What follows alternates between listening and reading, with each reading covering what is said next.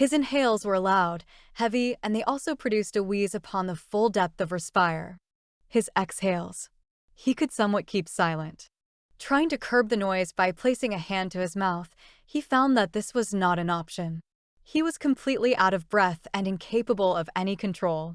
He'd never felt this level of anxiety either. Not when he had a knife drawn on him in an attempted robbery. Not when he collided head-on with another vehicle going 40 miles per hour. Not when he had to tell his family he lost in excess of $50,000 due to erroneous stock investments. It was pure, unimaginable terror. All understandable, considering the man had been frantically sprinting to try and save his life. He had witnessed things he thought not possible. Things that did not make any sense of comprehension. Things that not even nightmares should showcase. Managing to get away, he found himself crammed beneath a chef's kitchen storage cabinet. The above white marble countertop had already been tarnished in blood. The drip drip drip was an unpleasant noise. He figured, because of this, those pursuing might not look for him here, seeing as one of his fellow brethren had already been slaughtered across the countertop. Attempting to get his breathing under control once more, he also realized he'd been muttering prayers of sort, which was odd considering he did not have any religious faith to him at all. Trying to hold his mouth shut again, he felt comfort that this time he was able to do so. Remaining silent was his #1 priority. He mustn't be heard. His life, absolutely, depended on it. In near pitch blackness, within the chef's storage cabinet, he began reminiscing about better times to aid in calming him further. With such great memories of his puppy Ziggy and the time he tried black cherry ice cream. It unfortunately proved to still be futile. What finally managed to get him success with complete silence was the echo of a giggle. Multiple giggles. Those fucking giggles. The type of giggles that penetrated one's soul. Now beginning to bite his own hand, the taste of his own blood almost sent him into a frenzy. The giggling was getting closer. Shutting his eyes and again turning to whatever prayer he could think of, he also briefly wondered if attempting to fight these vixens was the way of it. He'd already seen those far stronger than he'd try and fail, so this brief burst of testosterone-fueled adrenaline was very short-lived. And oh, how they'd been massacred. It was uncalled for. He and his brethren did not deserve what went down. Not at all. The giggling now sounded like the vixens were standing directly on the other side of the closed cabinet door. One seemed to be humming the sound of a speedy, rapid heartbeat. Dum dum dum dum. Dum dum dum dum. He could not believe it. You do know we can hear you. Sis, you have classes with him, no? What was this dweeb's name again? The man heard, signifying that they were indeed standing on the other side of the closed cabinet door. He also felt a warm, wet sensation streaming down his leg. He had peed himself. Rooney, sis. I believe his name is Rooney. Rooney, Rooney, Rooney. Rooney heard several more feminine voices sing in unison. Rooney. Darling, it was those fucking giggles once more. We can totally hear you, despite your stifling efforts. The echo within these storage cabinets can be heard from rooms away. Not to mention your trail of footprints leading to this cabinet all over the blood-soaked floor, came another's voice, followed again by those fucking giggles. How's about you be a good little fella and come on out of the storage cabinet, voiced another. There was no way Rooney was leaving the cramped chef's storage cabinet. No. Fucking way. Rooney. There was a tap tap tap on the cabinet's door. Don't be like this, darling. You might as well come out and face the music. It was that first vixen again. Yeah, chimed yet another. Why don't you? How they say, be a man about it. The giggles were driving him crazy. Crazy enough to actually take their bait and come out, rocking and rolling. Feeling around within the near-dark cabinet, Rooney felt, what he was certain of, a frying pan. Clasping the handle with grit and vigor, Rooney negated his prior plans of remaining within and kicked open the cabinet door. Leaping out like a man possessed, he began swinging the pan with added force. He was rather pleased in himself that he managed to hit one of the vixens square across the face. She was the purple-haired one. The one that used a dagger to keep the long, purple hair tied in a bun. The one that used those same daggers to shove it up his brethren, Carl's, keister. Motherfucker. She had shouted, spitting blood from her mouth. I'm going to impale this fucker with an even bigger dagger and then acid burn his fucking face off. Back. Stay back. Rooney roared with his attempt at intimidation. I'm warning you. He was now swinging the frying pan wildly. Stay. The fuck.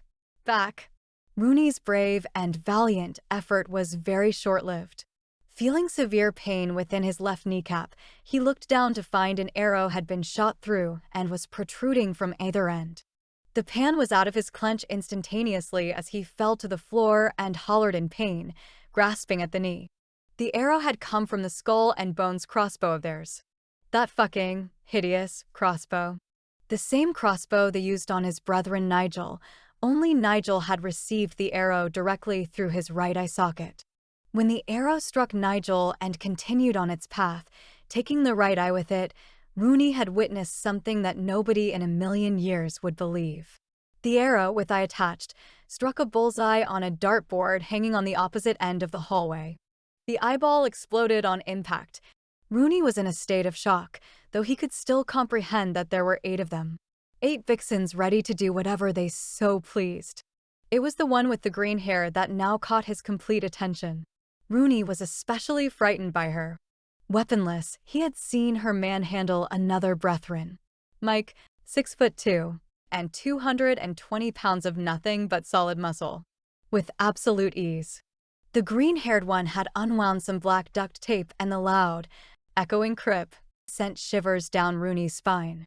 Having his hands forced together in a clasp, the green-haired one began to bind them together with the black duct tape. I'm Natasha. By the way, darling, she made mention during the bounding. No, not Natasha, if you were thinking it. Natasha. Rooney could only sob. Next were his feet. As Natasha bounded his feet together, Rooney began to feel yet another warm, wet sensation streaming down his leg. For a microsecond, he felt somewhat impressed with his bladder. Mine informed the one with blonde, almost white hair as she yanked the arrow directly out of Rooney's left kneecap, wiping the blood and stowing it with her other arrows. Rooney began to scream from the pain, but it was short-lived as the one with the jet-black hair stuffed a visibly nasty tube sock into his mouth, taping it within place. Gagging, more so due to the taste from the tube sock, it took everything Rooney had, and then some, to not upchuck. Bull Seaman casually mentioned the one with the jet-black hair. You'd think it'd be hard to procure, but when you're in the final year of your doctorate in veterinary medicine, substances like that are easy to come by, she smiled. Now not being able to keep the vomit at bay, he felt some throttle out his nose, while the rest began to clog his throat.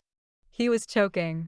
Feeling the tape being ripped from his mouth and the tube sock removed, Rooney was kinda thankful for this freedom as he could vomit in peace. Now being flipped over mid-vomit, he next felt his pants get yanked down in revealing his backside. The searing pain he began to suffer on his backside was being brought on by the frying pan. Rooney did not know which one of the vixens was administering the beating, though the hits were constant and rather powerful. Okay, sis, that's enough. Rooney could recognize that voice. It was the blonde, almost white-haired one. Let me end this and shoot an arrow through his skull. Rooney could hear the skull and bones crossbow being loaded. The tears flowed once more. No way, sis. He now knew this to be the purple-haired one. After what this prick did to me with the pan, there is no way we are going to end it with him until I shove my biggest dagger up his ass. And pour fucking acid over his face. Like I stated, you really need to take a chill pill, Anastasia, came the blonde, almost white-haired one. And you need to shove one of those arrows of yours up where the sun don't shine, Felicia, came her reply. What's with you and wanting things shoved up people's asses was the retort as Rooney could hear the majority of, if not all, the vixens cackle. Their cackle was almost as crushing as those fucking giggles. And besides, we can't kill him now. He is the last of them. Rooney had made an attempt. The vixens were still laughing. Digging for whatever will he could muster, Rooney tried again. Please, he could sense he had their attention. Please, Let me go. I don't deserve this. None of us deserve this. It was just a silly prank. And so is all this. Rooney was abruptly cut off from his plea. Just because y'all couldn't survive, due to our rendition of pranks, is on each and every one of y'all. Please. He would scream again, followed by help. Help me. Help. Rooney, darling, save your voice, stated Natasha. Our sorority's complex is completely soundproof. She now came into his line of vision. Despite everything that had been, currently, done to Rooney, Rooney could still comprehend Natasha's beauty. They were all beautiful, sublime, gorgeous.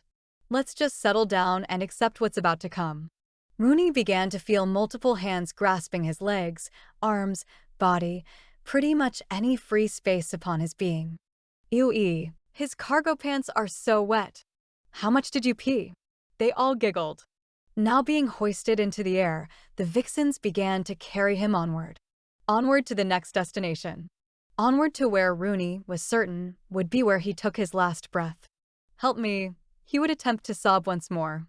Please. Help me. The vixens simply giggled. 5 hours earlier. Thank you for listening. My name is Michael Adziowski, and I'm the author of Panty Raid. If you would like to purchase this story, all the links are available below. Alternatively, please do visit www.mycreative.com for further information and other stories available. Once again, thank you for listening.